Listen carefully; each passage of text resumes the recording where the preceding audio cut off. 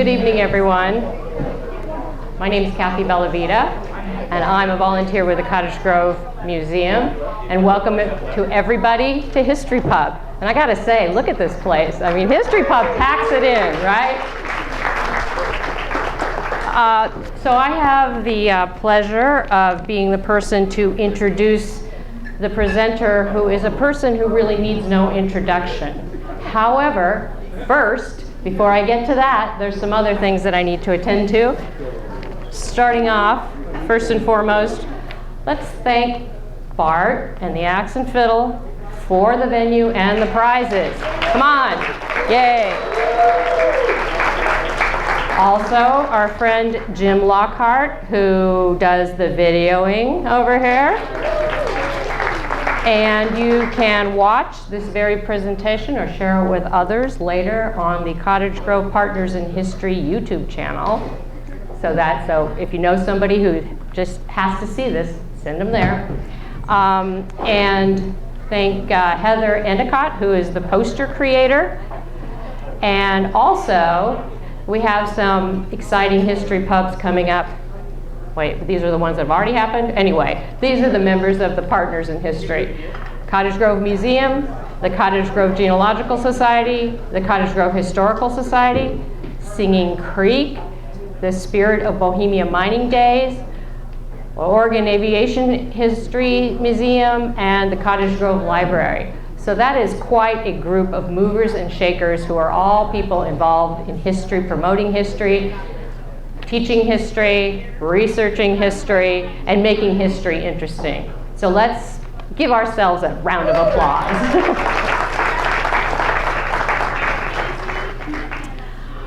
Okay, so now, first of all, I want to make sure everybody in the room has purchased a raffle ticket, at least one, or at least, and by one I mean the whole strip, not just one ticket. And if you have not, okay, good, waving them around, that's good. But if you haven't, you can come up to the front table here and buy some more. The Cottage Grove Museum also has some museum t-shirts up here, and we have, I'm gonna hold them up.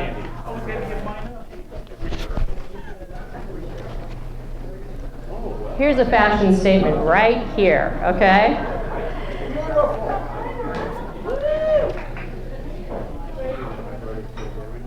We also have our publication. This is Marion Wright Wolcott's letters that she wrote. She is the Titanic survivor who was on her way to Cottage Grove via the Titanic, was a survivor on Lifeboat 9, and the Cottage Grove Museum is honored to have the coat that she wore on Lifeboat 9 on exhibit all the time, so please come see it.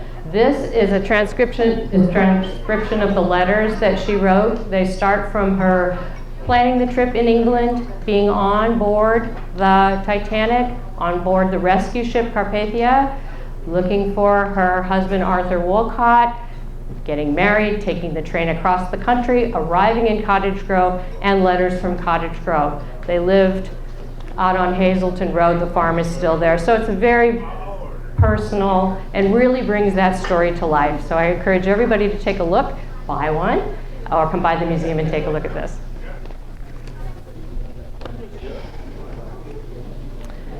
A little more museum business. I want everybody to mark their calendar for December 6th. That will be the date of our annual candlelight, stained glass and candlelight event. That's when we open the museum in the evening for everyone to come by and take a look at the exhibits. We offer refreshments, and then we dim the lights inside the museum and light the stained glass windows from the outside so you can really see how beautiful they are. And we have a window-by-window tour conducted by a knowledgeable window person who will help you see all of the details in these very beautiful windows. So that's December 6th, starts at 5:30, and the tour will start at 6:15. I know you're all going to get your calendars out and put it on there now. Okay. The last thing I want to talk about is something that's on many of your tables. It's rolled up. It looks like this. It's a special edition of the paper. Okay, this special edition is talking about a project that we have had going on for 10 years now in Cottage Grove, and that is the digitization of the Cottage Grove Sentinel and all the Cottage Grove newspapers. This is a preservation program, it's an accessibility program, and it's just fun. So what it is the taking of all of the Cottage Grove Sentinels from the very beginning all the way up through as many as we can afford to digitize and make them available online at the Oregon Historic Newspaper Project, I think it's called. It runs out of the U of O. And I encourage everybody to go over there and look. Just put in newspapers, Oregon, U of O or something, it'll come up. And do some searching, because you can find out the up close and personal story of everybody who is in Cottage Grove from the very beginning all the way up through when? Well, we would like to get the 70s done, and that's what we're fundraising for right now. So if you look at your little newspaper, some of them are rolled up, it explains the fundraising process. You can just buy one page and have one page digitized, and that costs 75 cents. So everybody can participate, and all of the different levels of participation are in the middle of this handout. So please look, please contribute so we can keep going. And also, if you want to motivate yourself, go online and look, because they're really fun. All the ads are there, everything from the early days. And I am sure everybody in this room who has been on this stage, has used that as a historic resource. And it's important because the newspapers are deteriorating, as is the microfilm, it turns out. So this is free access forever for everybody, okay? So we can help make that happen and help keep it going by digitizing the 70s. We're going to just take it decade by decade. Let's see. I think that's all the business that I have. So now let's turn to matters at hand. Even though I said it needs no introduction, and that is true, I'm going to do it anyway here and now. I'm going to do the best I can, because I'm sure I'm leaving things out. But we know our presenter, Dana Merryday, has many roles in our community, and here's a few of them. 1, Cottage Grove Museum board member, yay. Teacher, city councilor, history columnist, Boy Scout troop leader, Swinging Bridge fundraiser, yay, right? And he's also one of the most frequent History Pub presenters. Do we all remember the Oregon Country Fair one not long ago? Was that awesome? Okay, so now he's here to tell us about another aspect of Cottage Grove history, and that is flour mills. Is that what it says up there? There it is, the flour mill. And so without further ado, let's welcome our friend, Dana Merryday. All right, thank you all for coming, and I've got a lot of information to impart to you. I'm very grateful for this opportunity to talk about our mill, share some things that I learned. I had always the misconception that that's where Cottage Grove started. That was the very first settlement, was our mill. And I don't believe that I was able to prove that. So it is true that the mill has become the center of our town, but originally, maybe not. So when you have a settlement, there's two things to move beyond just a frontier state from log cabins and sustenance gathering. You need two things: lumber, milled lumber, and ground grain or flour. Without those two things, you won't have any civilization develop. Sure, you can homestead, you can make a log cabin, you can hunt for your food, or you can scratch out a living, but you will never make a town with that situation. One of the people that's really going to be prominent is Royal Harvey Hazelton, and he created you heard the Wolcotts lived on Hazelton Road. Well, out Silk Creek Way, which was formerly known as Hazelton Creek, before a bolt of silk fell into the creek and changed its name, and so that's the mythical origin of that story. But his donation land claim is out Silk Creek Way. When you're settling an area, one thing you got is water, and if you can get water moving, you can get some power out of it. So Greeks get the credit for developing this technology. They did two things. One, they invented a water wheel, and the next thing they did was tooth gearing. So if you got gears and you got a water wheel, you can turn water into power. So once, it was originally used for milling, but then they figured out you can do all kinds of things with water power. So the first type was horizontal. They're not very effective, not very efficient. But that was the primitive. It's a direct drive to your millstone or whatever you're doing, so you can't really regulate what your power is doing. So this was later improved into a turbine that was highly efficient, and so that eventually replaced the water wheels. So first step, horizontal water wheel. The next step is the vertical, and this is what we typically think of as a water mill. So where the water hits the wheel gives it a name. So if it goes underneath the wheel and turns it, that's called an undershot. If it hits it midway, it's a breast shot. If it drops in off the top, overshot. And then this one is a pitchback or back shot if it comes and turns it backwards.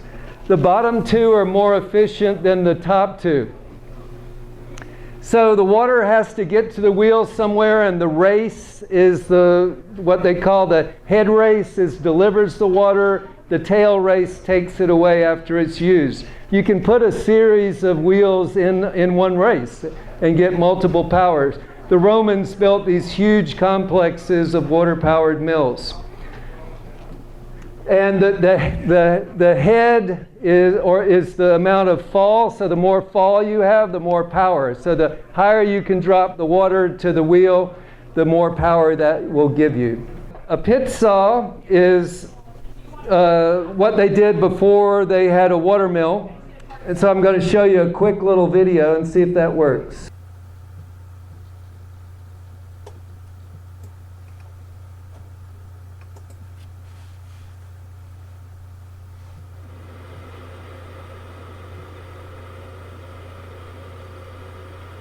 We have here at the museum is our pit saw.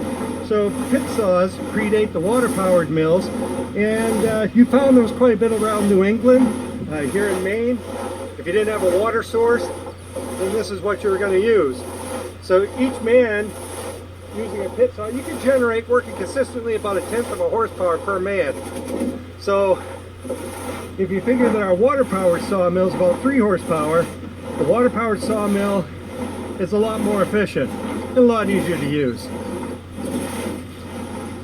So these muscle-bound guys who volunteered to do this for us, they've been sawing for probably 3-4 minutes, and they managed to cut about 2 feet, which is not bad at all.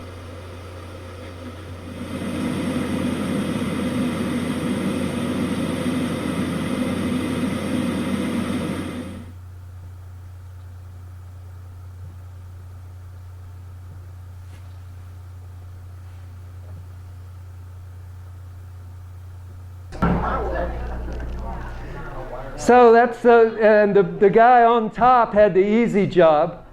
The guy down below was called the underdog or the pitman, and not only did they have to do all the pulling on the saw, but they got all the sawdust. So, and no safety glasses at all. Harvey Hazelton set up a primitive mill in 1853 on his donation land claim. As far as I was able to find out, that was the first sawmill in Cottage Grove. And this is it was almost all wood construction. The only metal was the saw blade and a few forged parts, but all wood. And I found this is one up in Maine.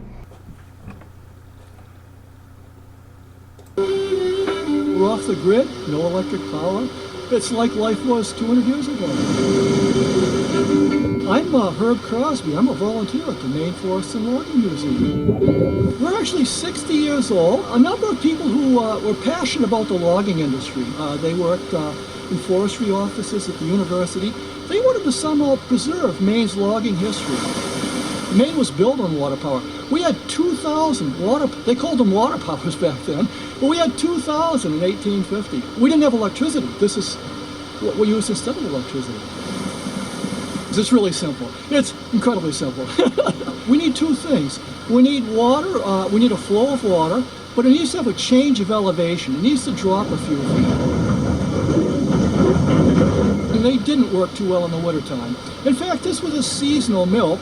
In fact, it depends very much on flow, and the stream will dry up in August. Well, I guess I've always liked mechanical things. I grew up that way and taught it for 35 years. And these are just wonderful examples of mechanical engineering by people who had no university degrees. If it wasn't for the virus going on right now, we'd have hundreds, if not thousands, of school children here. They'd come in groups, getting away from school and seeing about water power, seeing about steam-powered Lombard log haulers, blacksmith shops, cooking over fires. I think we're pretty impressed that people were able to do so much using natural resources like water power. Even though it's only got about 3 horsepower, that's equivalent to 30 men working hard with a pit saw. That's really hard work, and this would replace 30 people. There was so much work, I think they were thrilled to have some help. That's a great machine.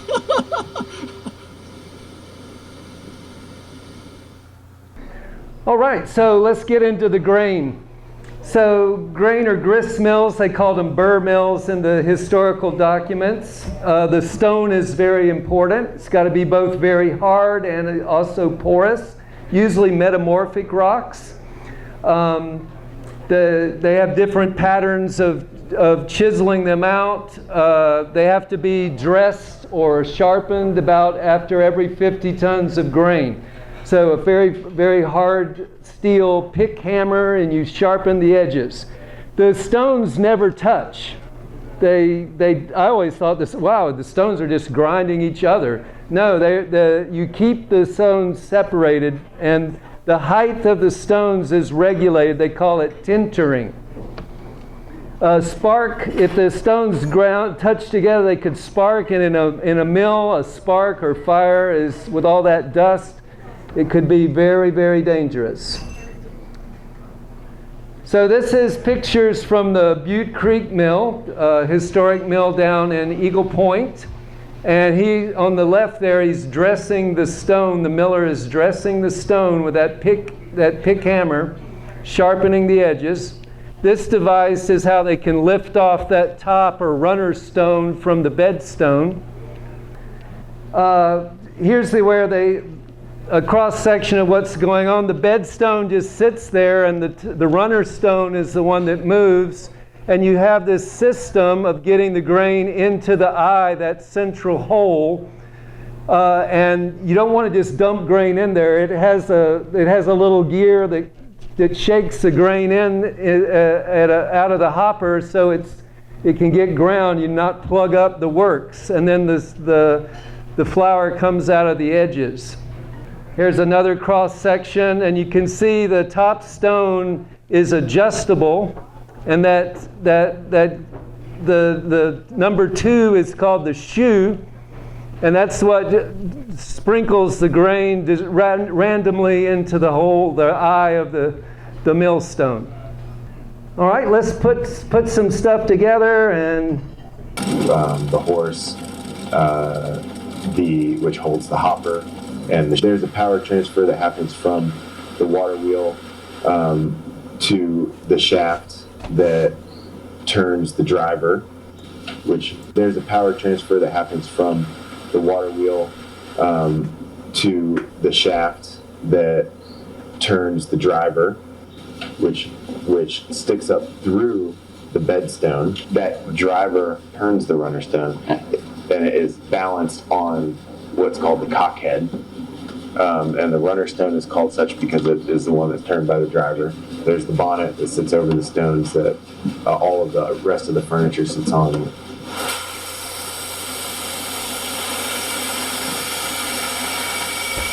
All right, so this is since our mill is burned not once but twice, this is a mill that also had a catastrophic fire, but fortunately down below all the mill works were preserved, and they lovingly rebuilt it with to the exact standards with the hand-hewn timbers and the peg construction.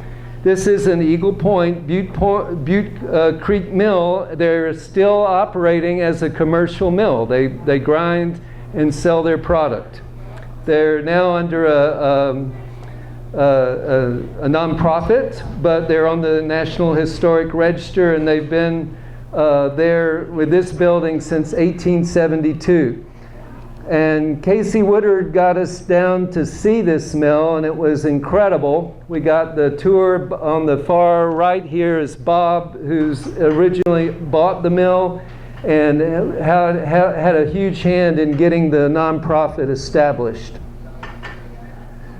So there you see, that's exactly what we just saw. The hopper, there's the millstones. Their millstones came originally from France, and the stone was imported, made to order, and then sent around the Horn over to the coast and had to get hauled by wagon. And they are still using those original stones. So when grain comes in, you got to clean it up. It's got dirt and vermin and trash and sand. So it's washed and put through a polisher or a scourer to get it clean. It's moved through various cogs and elevators.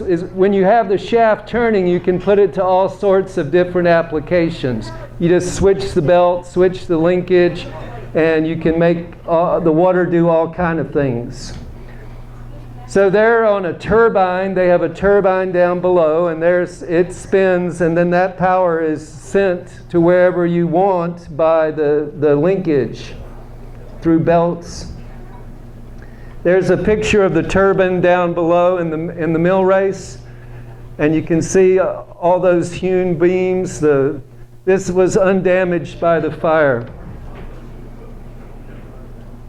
I found this in the museum. John Woolcott, one of the Titanic survivors' sons, said he thought it might have been a mill in Cottage Grove, but had old Frank McFarland looked at it. He goes, I don't recognize any of those people as being Cottage Grovers, but he did point out this big gear in front of the men. There's a better picture of it. This is a wooden tooth gear, and they used those in mills. When you wanted to join a metal gear, you used a wooden tooth gear so there would be no sparks and it would be a quieter operation. On this one is all those tabs look like metal, but they're actually wood, and they had one of them out. That's a wooden tooth that slides in there, so you can replace them. But again, avoiding sparks is key in maintaining a mill that doesn't burn. So when you stone grind mill, it's all whole wheat grain, whole wheat flour. And if you want to do fine baking, you got to get rid of the bran and the germ and other things to make fine baked goods. So this is a big sifter. You can see where you would hook a belt up to it. Huge sifter. You probably used to them from your kitchen, little small ones, but that's a huge flour sifter that they have at Butte Creek. Your wheat, the white part of the flour is what make the endosperm, is the starch storage for the seed. The bran is the outside, and the germ is the embryo plant. Ironically, when you want to get the pure white flour, you're taking away most of the nutrition of the wheat. So it does give a better shelf life. If you include the wheat germ, the flour can go rancid and also attracts vermin. So with stone ground, you can do what they call high milling. If you space the stones out and do air blast in there, you can sift out and get rid of a lot of the bran and make a better quality flour. So what's really important in a community is having, you have all these farmers that are raising, in this area particularly, raising wheat, but what can you do with it? They're land rich, cash poor. So if you've got a mill, you can bring in your grain, they can turn it into flour. You don't have to buy the expensive imported stuff where you might have to go all the way to Junction City or Oregon City to get a barrel of flour and pay outrageous prices and not even have the money to buy it. If there's a local mill, you bring it in, the miller takes their toll, their part, we mill it, and then you've got a surplus. So the miller creates an economy by taking that extra flour and either selling it, trading it, exporting it. It also creates a sustainable system. If you can bring in locally grown grains, turn it into local flour or animal feed, then you've established a sustainable and even survivable situation. The mills also tended to be social hubs. You don't come in and get your grain ground immediately. You have to drop it off, and they grind it when they can, and so you hang out, camp in. If it's a 2-day wagon trip, you're going to wait till your stuff is ground before you go back to your homestead. And so people would camp out around the mill, exchange news, do some bartering. It was really the gathering spot. And again, this allowed economy to develop. As you created more and more flour, you could export it, sell it to other places. That would farmers would actually be able to sell grain to a mill, and that would be a way they could pay off their land debts. And I can't overemphasize the importance of milling for animal feed. So if you're trying to keep your animals in best health, ground feed, you can feed them grain that you're growing. But if it's ground evenly, that creates animal health. You get a lot more of the nutrition out of it. And so the animal feed is just as important probably as getting flour for baking. So roller mills was developed by Hungarian bakers, and those are groove steel rollers, and the different patterns of the rollers and the distance you can set them will do different things. You can actually skim the bran off the wheat and then send them through again through a series of rollers to make a better quality flour for baking. So rollers came in and pretty well put the millstones out of business. They could also, around here they grew soft winter wheat, and then they could go to the red wheat, which had more gluten and made better bread. So here's a roller mill. In this example, we're going to... You see those grooved cylinders? In this example, we're going to coarse grind corn using a roller mill. This roller mill is in the lab. The different patterns could be used in a different series. It's using a corrugation of number 8 LePage, which can be varied to also adjust the grind. I'll put the cover on. We're going to use a vibratory feeder to feed the corn into the mill. Turn on the roller mill, turn on the vibratory feeder.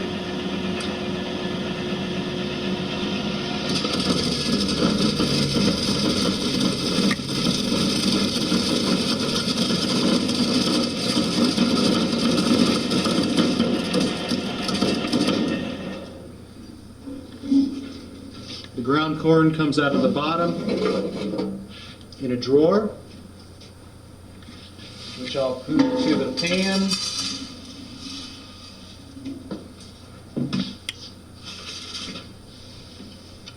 And as you can see, you get the coarse grind. So if you want fine, you would put the rollers That very can be close adjusted together. by widening or narrowing the gap of the mill. Another historic mill is the Thompson's Flouring Mill. It's now a state park. I want you to pay attention to those logos there on the silo. It's now operated by the state park system, and it's no longer a commercial, it's a demonstration mill, but not a commercial mill. Anything look familiar there? So this is this building where we are, and those are the Thompson's brands here in Cottage Grove, competing against the local product.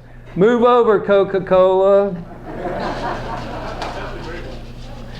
All right, here's a notable gathering of Masons, and they have a combined age of 702 years. This was in 1916, and the guy in the center is Squire Vaughan, John Squire Vaughan. He was an early county commissioner, a very colorful character. He found people complained too much, so he resigned from his county commission spot and there became the Justice of the Peace, which he served for many, many years in Cottage Grove.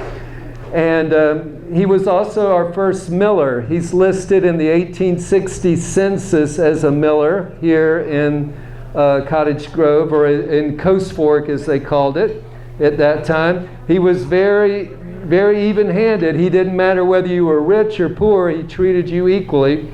And he was very prolific in marrying people, and he wouldn't let lack of funds stop him from tying the knot. He would take chickens, cordwood, whatever would go. But he had a large family, but they said even up into his 70s he could sling the huge bags of grain around. He originally started out in Cloverdale, and then moved down to Delight Valley, and finally had a mill in Latham before he retired to focus on the law.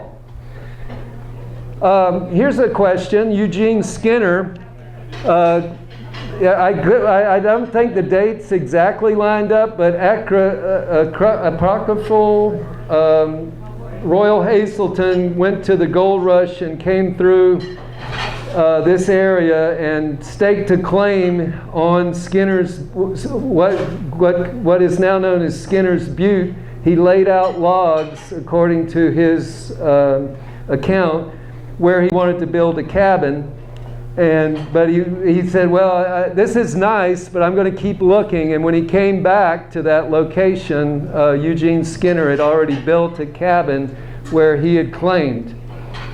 But he didn't do the paperwork, apparently, so he kind of didn't put it off. But Eugene maybe could have known as Royal. So this is a guy that I'm going to spend a bit of time with. He was the third in the line. You had the Royal Harvey Hazelton. I couldn't find out where the Royal came from. I'm assuming it's a family name. He went to the 49 Gold Rush. He was a donation land claim holder. He's made a little community known as Royal out at Silk Creek, and where he was postmaster. By trade, he was a wagon maker, and that he had no problem getting on a wagon train as a wagon maker. Yeah, you betcha, we'll give you a spot on our wagon train. He was also kind of I want to call a jack of all trades, a very skilled innovator and tinkerer.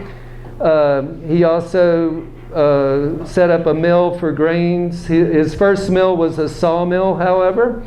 And they had it in operation even before it was finished. They just because then it was called a thunder gusher mill. You had to use the water that was available. So in the big rains, you ran your mill 12-hour shifts until the water ran out. And then once the water was gone, not enough to run the mill, then nothing you could do. So he was also an early philanthropist, donating land. Some people want to call him the father of Cottage Grove. He's remembered now as by Hazelton Road, and he's somewhat of an enigma. So we don't really have an account directly of him going to the gold rush, but his son wrote down some accounts of memories of stories that he told. Garut, his wife's sister was married a Garut, so it might have been those. It wasn't, I think, our Garuts here.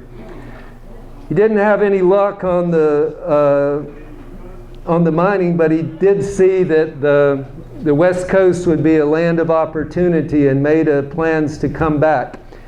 His families had settled in Greene County, Missouri, and so that's where they left from. He did lose a child on the banks of the Snake River.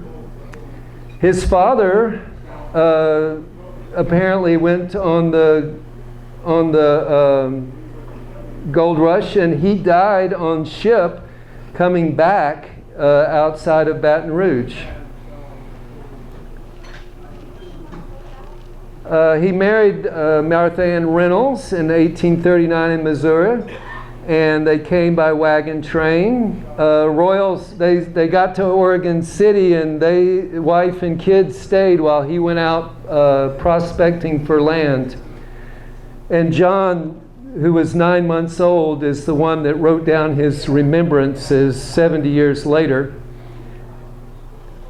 They divorced in 1871, and he immediately married a divorcee. So there's, like I say, there's some stuff.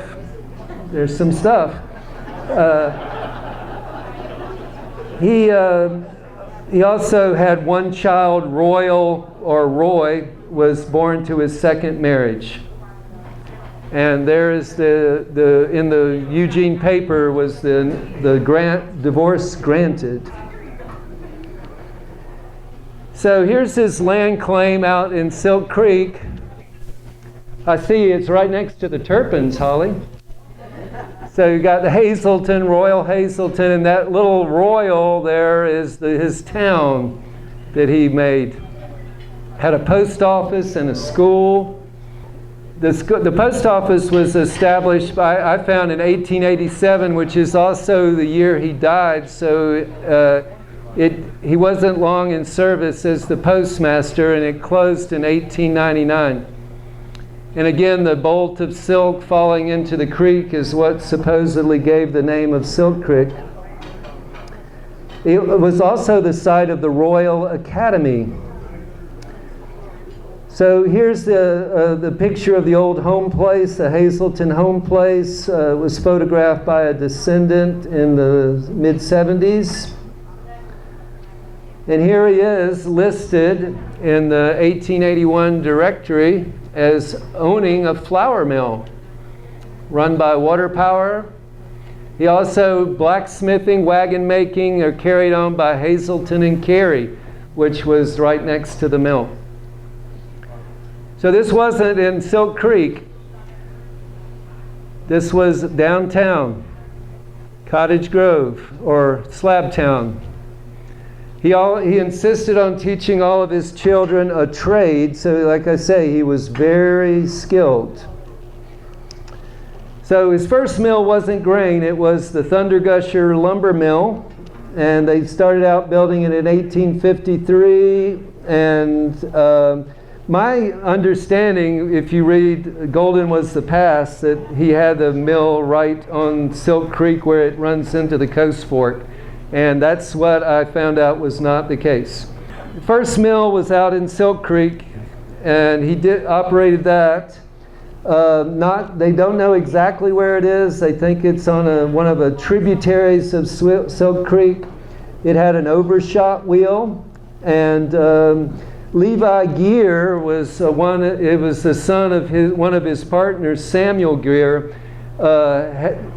talked to one of the overholsters and gave a very detailed description of the mill that he saw as a boy. And so Frank made a wooden model based on Levi's accounts, and that is at the Historical Museum. So it's a working model, and it's well worth a visit.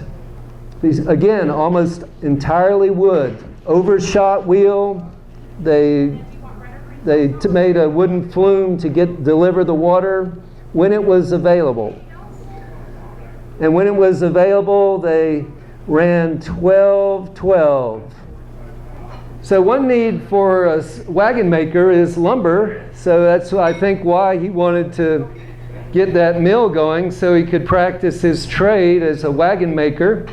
and that was very much in demand by the young settlement, repairs and wagon making. He also did blacksmithing, and this isn't the right gear. It's the only gear picture I could find. It's Elisha gear. Not sure where they fit in on it, but it really shows you the pioneer times, what the settlements look like. Rough-hewn lumber, not quite civilized yet. All right, so before we got the mill on Silk Creek, Hazelton and Gear set one up out in London. And they said the wheel was 32 feet in diameter and 4 feet wide. So huge wheel and this was a grain mill, but they took two streams as far apart as a mile, ditched them together and used that as their race, but it didn't deliver enough water to operate year-round.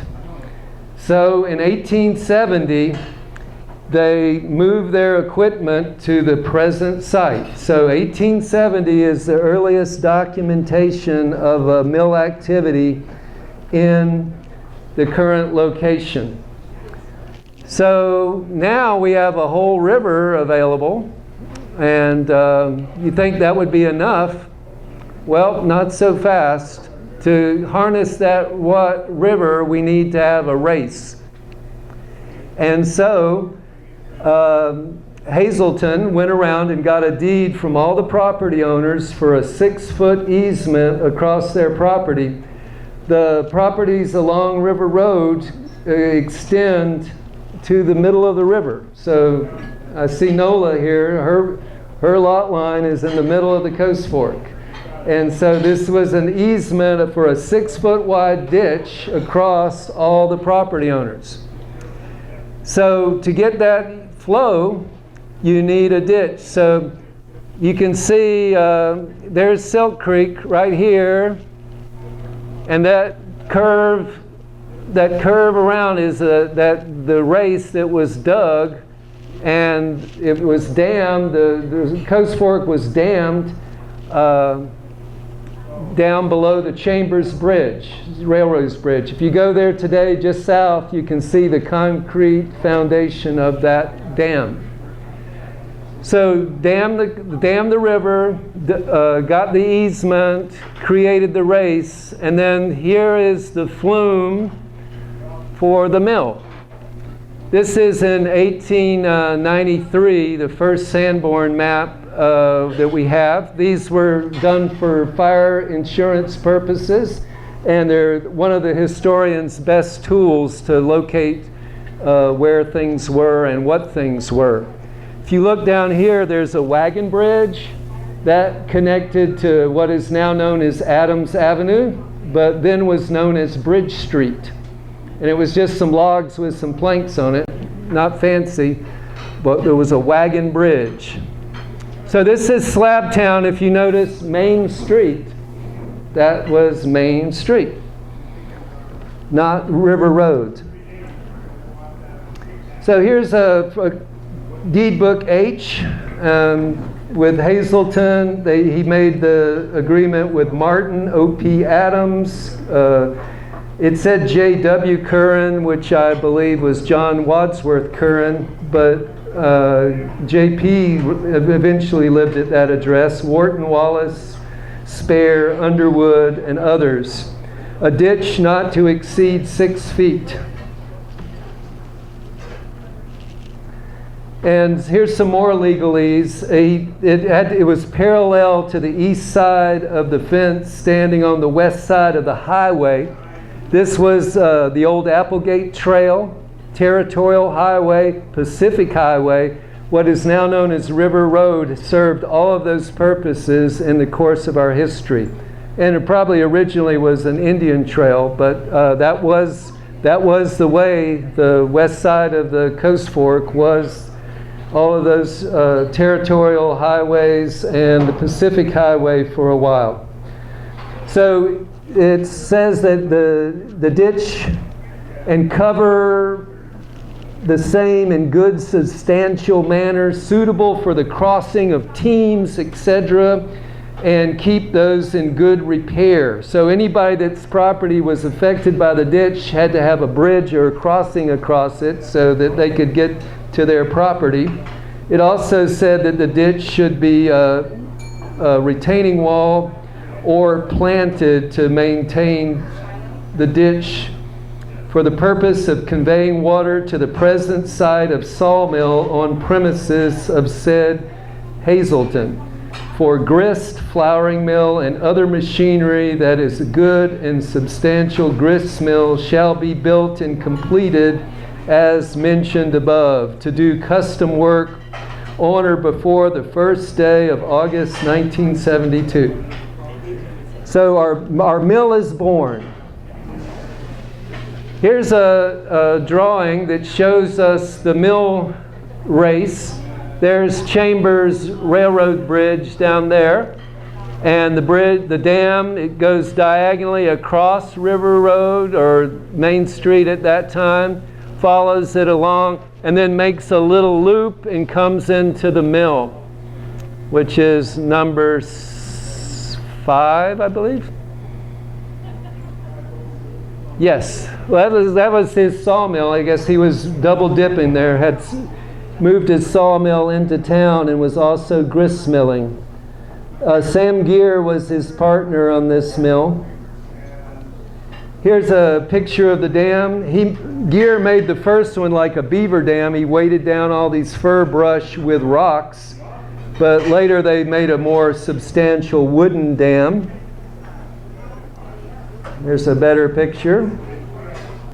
So the water then, you could see on this side, the mill, the race would be, the water would send it on.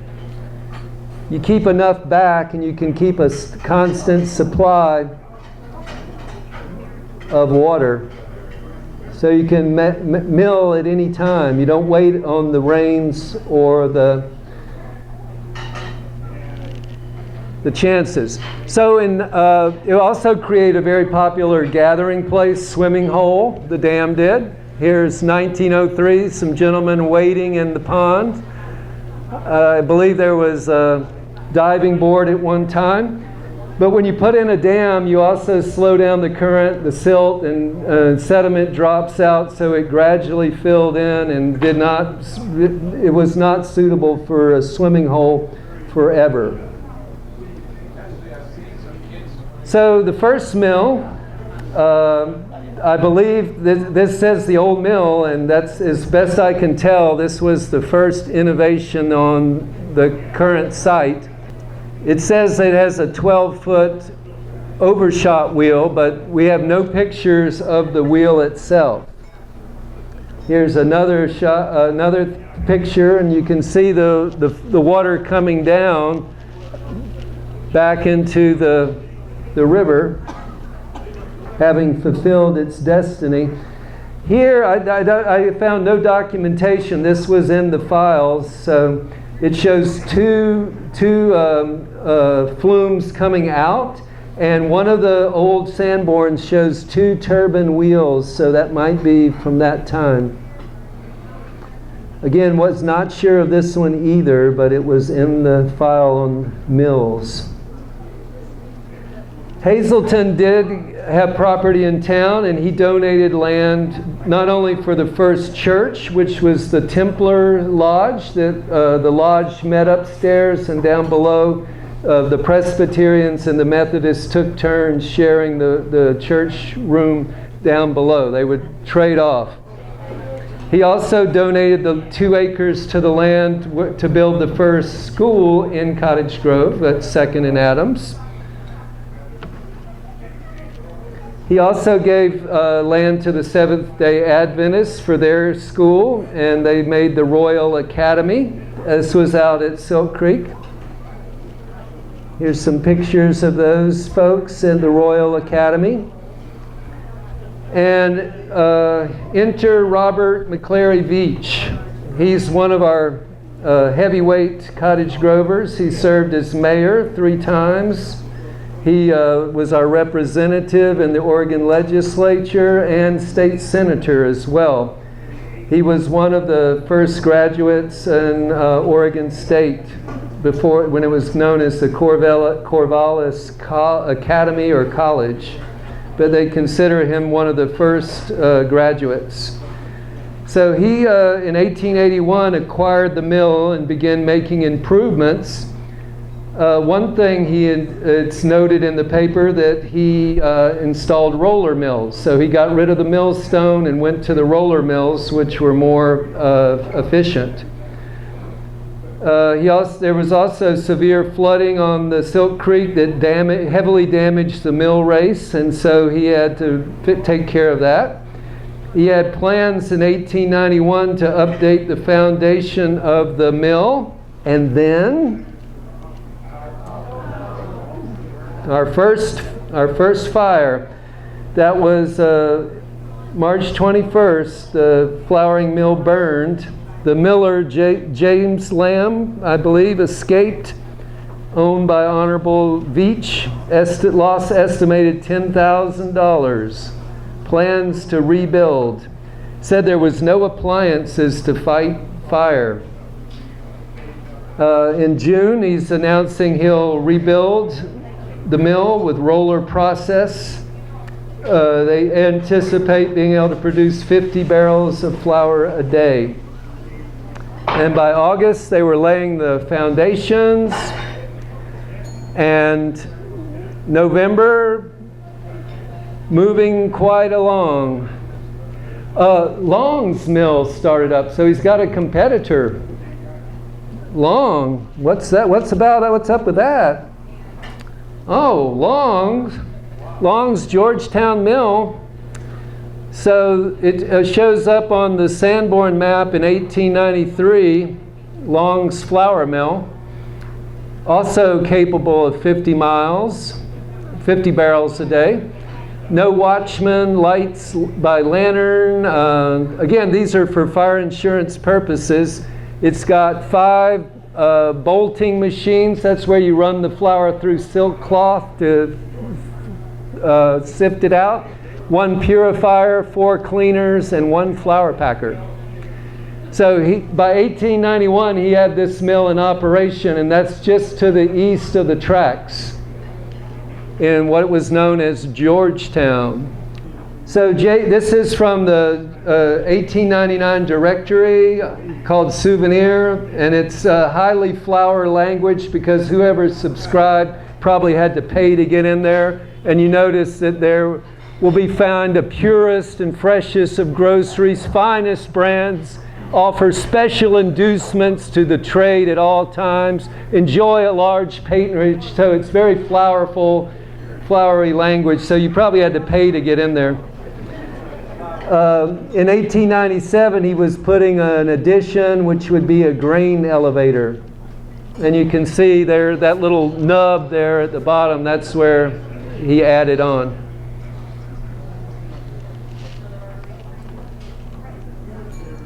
So George Long, I don't know their exact relations. I couldn't find that out in the time I had available. He sold off 60 acres, which was then outside the city limits, for $15,000, and George said, plans to move the flouring mill to the Columbia River. So I guess that's the end of J.C. Long's flouring mill. But that subdivision became known as the Long Landis Addition. This is from the Bohemia Nugget in 1901. That newspaper search that you heard about, invaluable. Here's his obituary for John Christian Long, J.C. Long. It states that he built and operated the Georgetown Flouring Mill, which is now the freight building for the railroad. In addition to the milling business and grocery store, he also built what was become Brown's Company's sawmill, which was practically his last business undertaking as he was dealing with his realty holdings. So quite an influential man.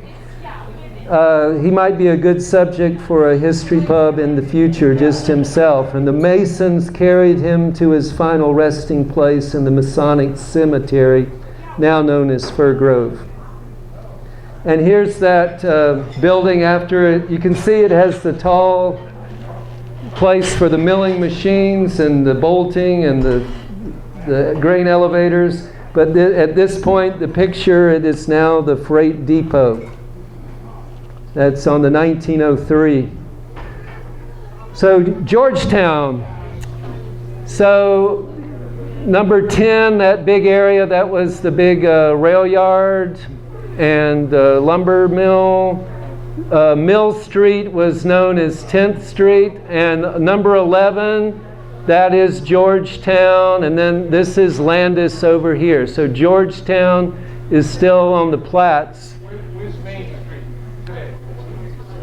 At the top. Where it's, yeah, Main is where that yellow, that red thing is. There's Main, there's the tracks. Okay. South of Main, east of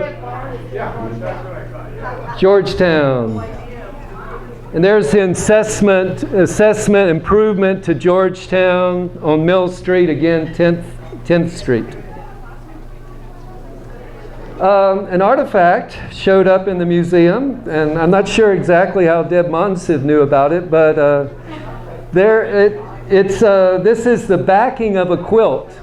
And so this was made by Grandmother Veach and her friends, and they used flour sacks as the backing or the batting of this quilt. They turned them inside out, but you can still see the ink leveled through. Many a Cottage Grove youth also had undergarments that had sour flack. So I did the best I could to try to bring out some of the printing. It says Georgetown Flouring Mill, J.C. Long and Son, Georgetown. So, and then this one is from the Pride of Oregon. This is the Cottage Grove Mill, the Hazelton, Veach, soon to be Stone Mill. So those are both on the same quilt. So Veach and Stone had operated the mill together, and then they sold out to Hartung and Hanson, which eventually sold to Charles Matthews, and the Matthews operated the mill from 1907 till 1945, Charles and his son George.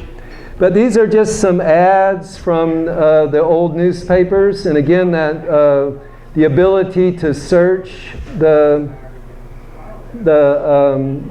old archives are invaluable. Shop local is not a new thing. Show your pride. The money you spend for H&H and Pride of Oregon Flour is circulated at home. Again, that economy that milling generates.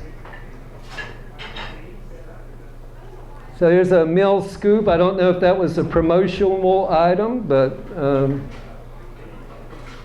here's the new owners, misspelling, Artung, it should be Hartung.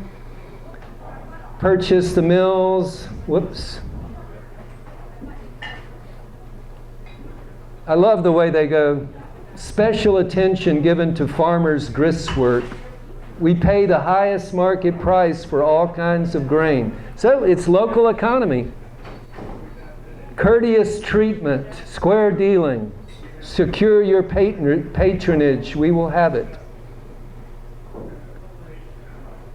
So what started out as kind of a race between Long and Veach in 1891 ended up with Silk Creek Mill continuing to operate and Long Mill not. I'm not sure how they ran the mill. I'm assuming it was by a steam power, the Long Mill, because they certainly didn't have water power. But water power is very inexpensive. So this is probably turn of the century, the Cottage Grove Mills. Again, back to this was the earliest record we have of the Sanborn of the mill. So storage room in the back of the mill. It lists 10 elevators and bolting machines, 4 cleaners, and sets of rollers on their inventory of equipment. Because that would again be for insurance purposes. So J.H. Stone shows up on it was Robert Veach on the Sanborn maps, and then it said Stone and Veach, and then there's only Stone. So Stone took over. He built this house that's still extant, and it's next to Robert M. Veach's house, the big yellow one on River Road. And it was also the home for Ray Nelson, who was a huge history buff and champion of all things Cottage Grove. He dreamed of preserving the golden past, and his daughter grew up catching crawfish and trout in the mill race. She describes it as the neighborhood playground. They would get on inner tubes and float down it and swim in there and the river. So now we see Stone's roller mill. Again, you can maybe see right here that says a mechanical turbine. So no water wheel now. It's operating by that horizontal turbine. And roller mills, so no stones, no water wheel, but still using water power. So Stone and Veach, Stone was had the mill until 1904, and that's when Harting and Hansen bought the mill. This was a warehouse connected to the mill about 1900.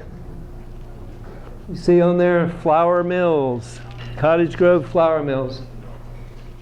They also, at one point, had a deep warehouse at the railway because they got a lot of hay and feed sent in by rail.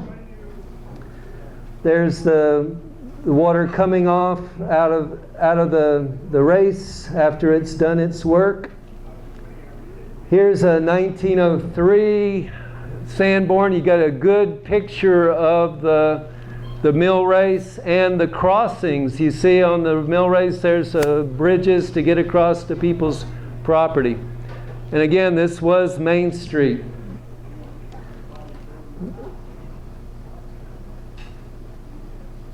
Another early shot. Here's 1907. We're getting more additions built on storage. Here's a promotional telling what a great business it is in 1913 in the Sentinel. Dr. Oglesby buying some feed there. Charles Matthews, proprietor, so that was after 1907.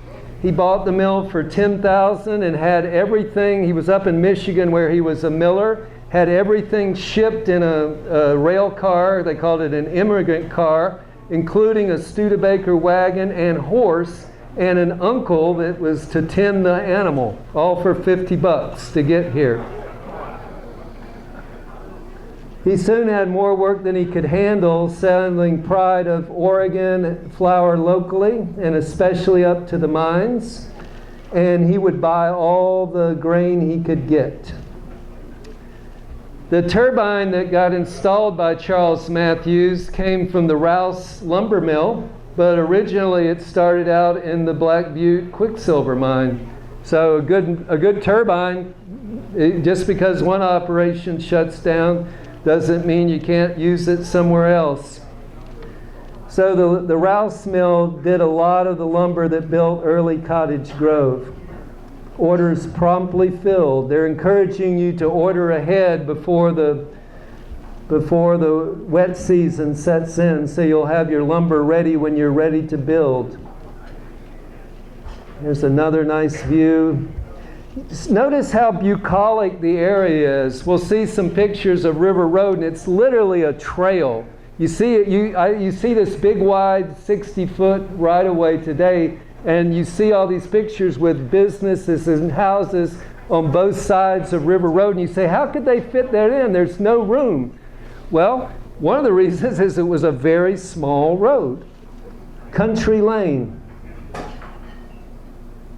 Hard Wheat is the H&H brand of the local flour from Cottage Grove Mills. So this is probably in the 30s, I'm guessing, because you see a gasoline pump. So the old in the west, the old in the new.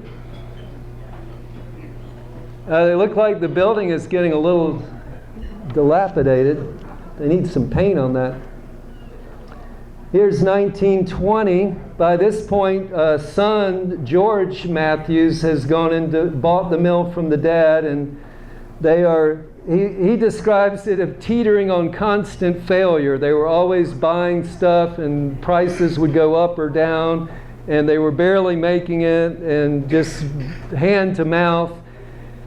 And so his partner, John Baker, wanted out after 5 years of that hanging on by her toenails. But he fortunately had a good, loyal helper, Gardner King.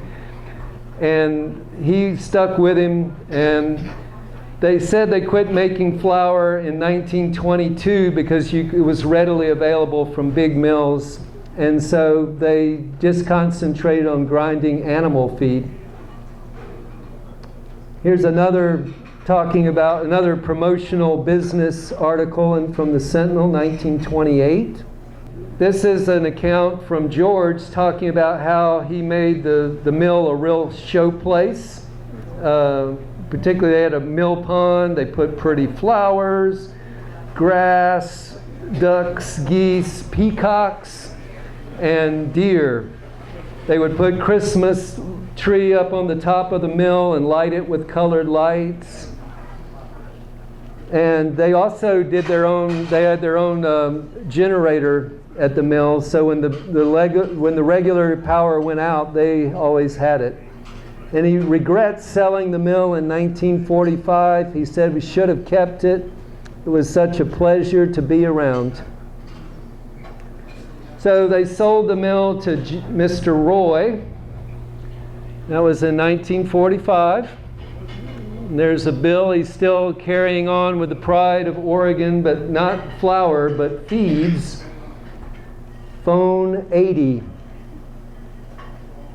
The early phone exchange started with 1 and went up to about 100, and the operator had to know what number, because most people didn't. They just told you who they wanted to talk to.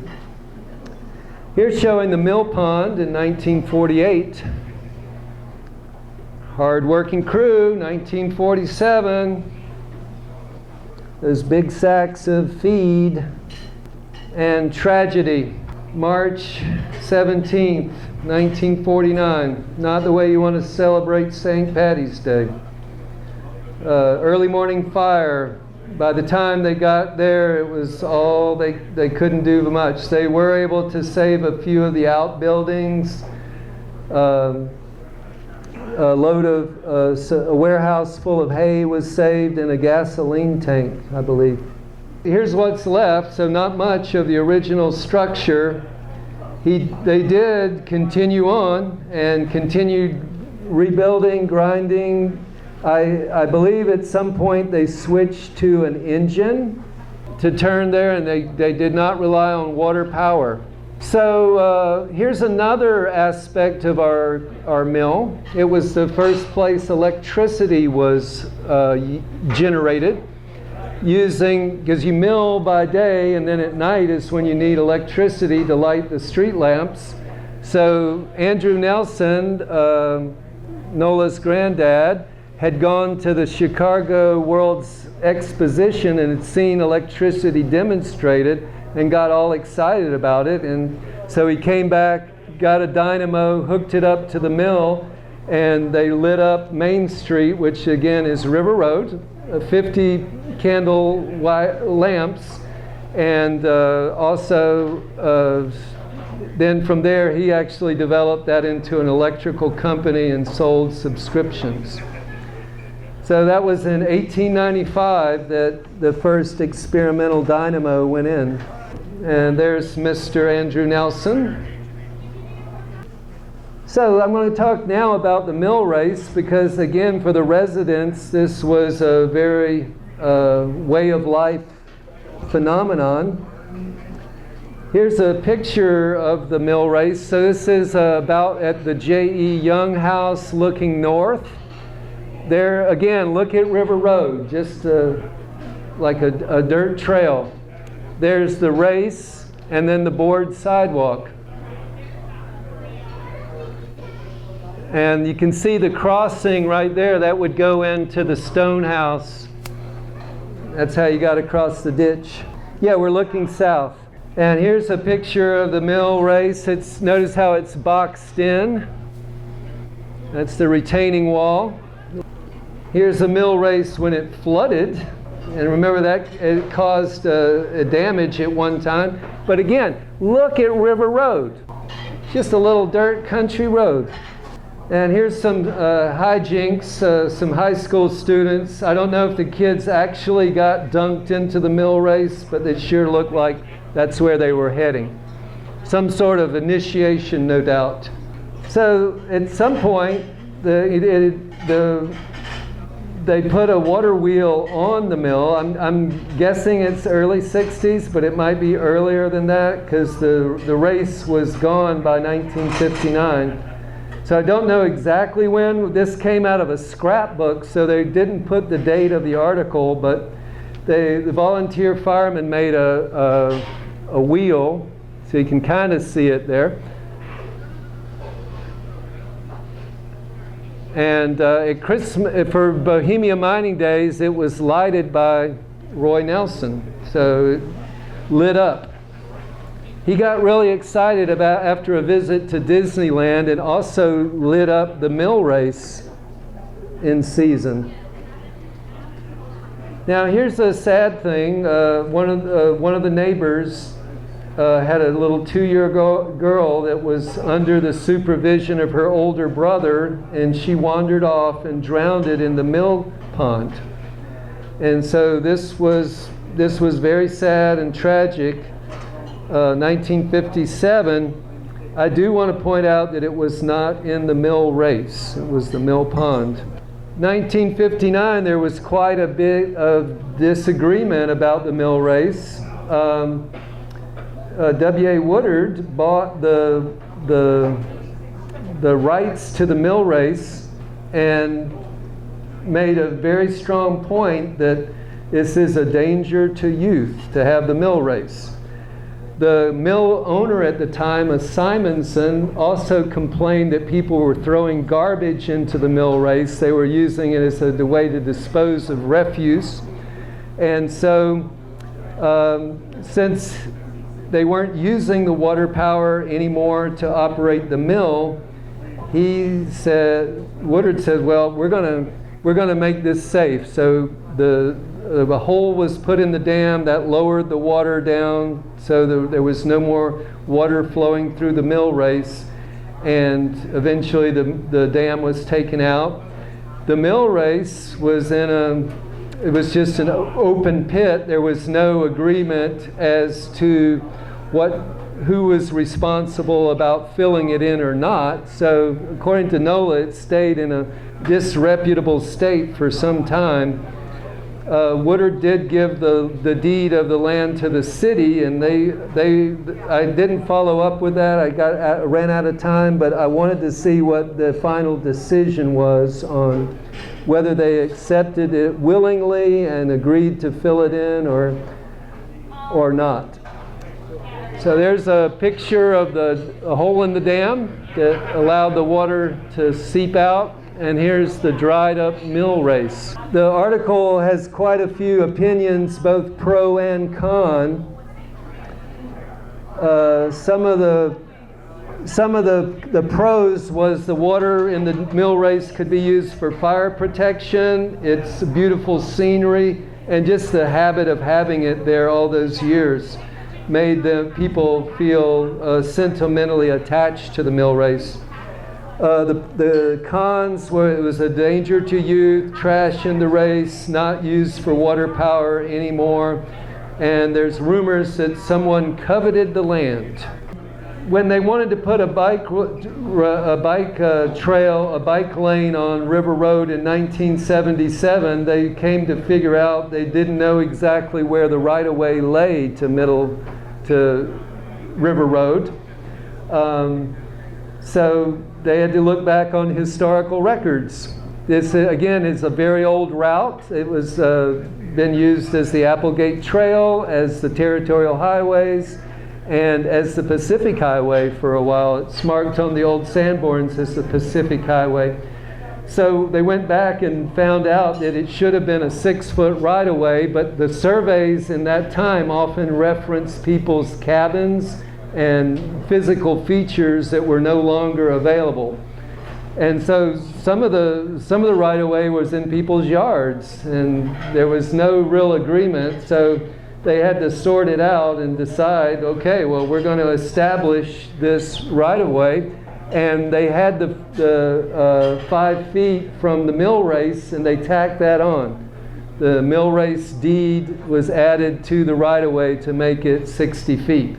And that's why we have a wide street and not things on both sides of Main Street or River Road as it's known today. For my last part, I went over and spent an afternoon with Debbie and Chuck, that are the owners of the old mill now.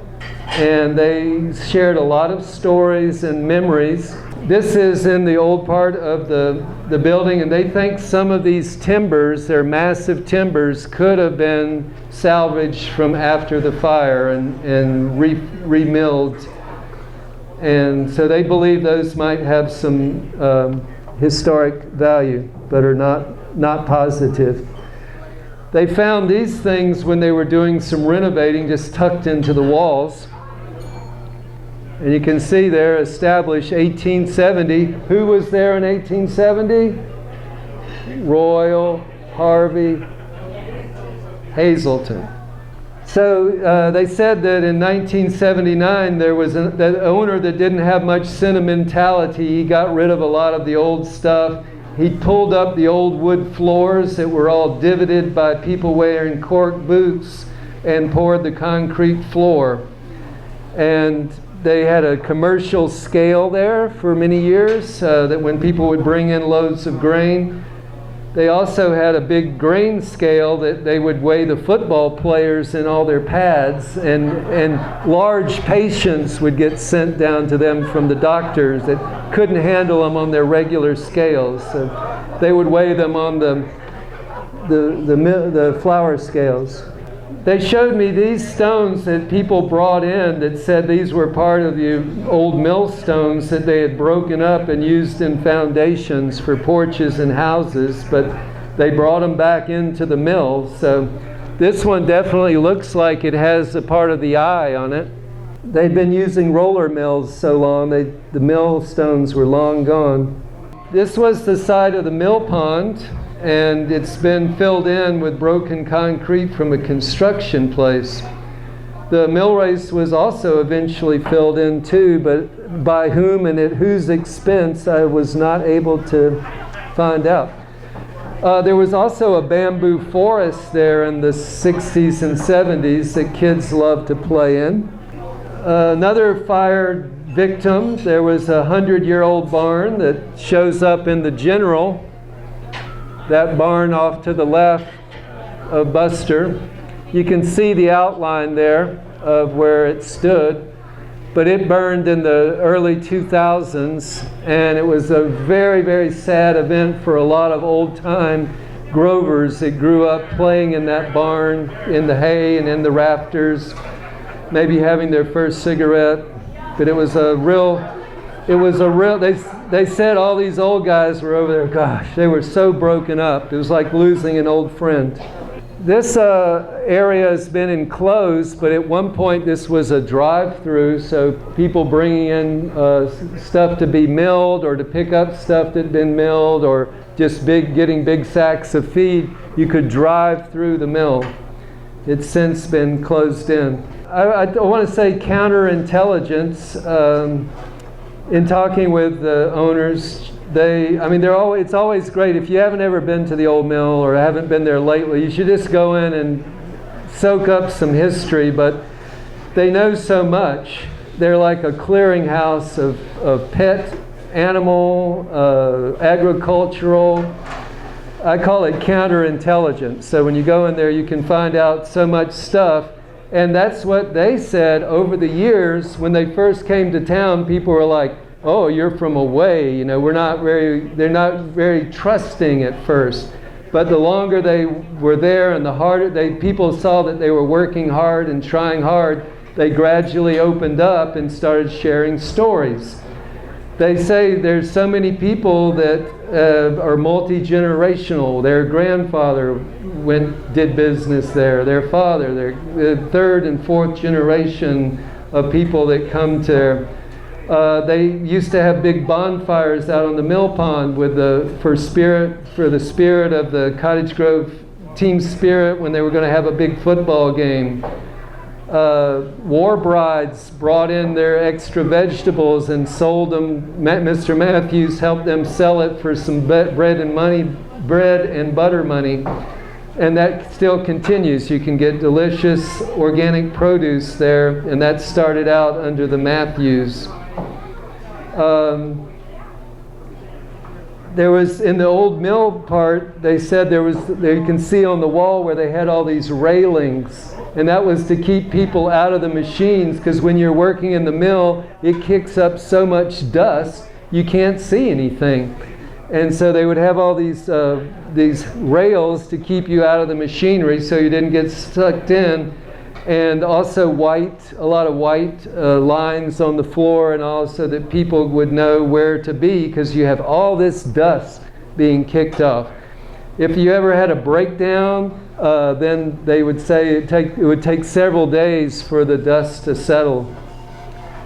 And there was, again, the same, from years and years, there was a social scene when you were waiting for grain to be ground or other things. You would wait, and they would often go fishing, have fishing contests. People would just camp out down there waiting for their milling to be done. Stories, advice, so much stuff shared over that counter over the years. The milling stopped in 1965, according to Chuck and Debbie, because at that point I-5 was open, truck transportation was coming in, so that knocked out both the warehouse down at the railway, because all the stuff came by truck now. So things also were in smaller packaging. They got away from the 80 and 120 pound sacks, because everything came by truck. And there was some feeling like, oh, well, it's time to get modern. Let's get modern. You know, you don't want the old-fashioned homegrown feed. Let's get the stuff that's store-bought. So anyway, the milling has stopped, and it's all, they still offer high-quality feeds and hays, but it's all delivered by truck these days. The deer still come, as do old customers, as well as the new. I just have some thanks to give out for all the people that helped me and the organizations that I was able to mine the information from through the meticulous files. I really got to do a shout out to Joanne Skelton. So many times that was the definitive line of research, because Joanne will not put something down unless she is sure. And she has the proof. So again and again I would go to her records. There was also, I came across stuff from Marcia Allen, and some of the Trask also put down information. So some of the great former historians of Cottage Grove aided me in the files of the Genealogical Society, the Museum, and the Historical Society. And as always, I would like to thank Jim for recording this for posterity, and he'll merge some slides and make it so it's not just me blabbing. And Seth, our great sound man, and all the staff here, don't forget to tip your bartenders and servers. And if you have any questions, I would be happy to entertain those.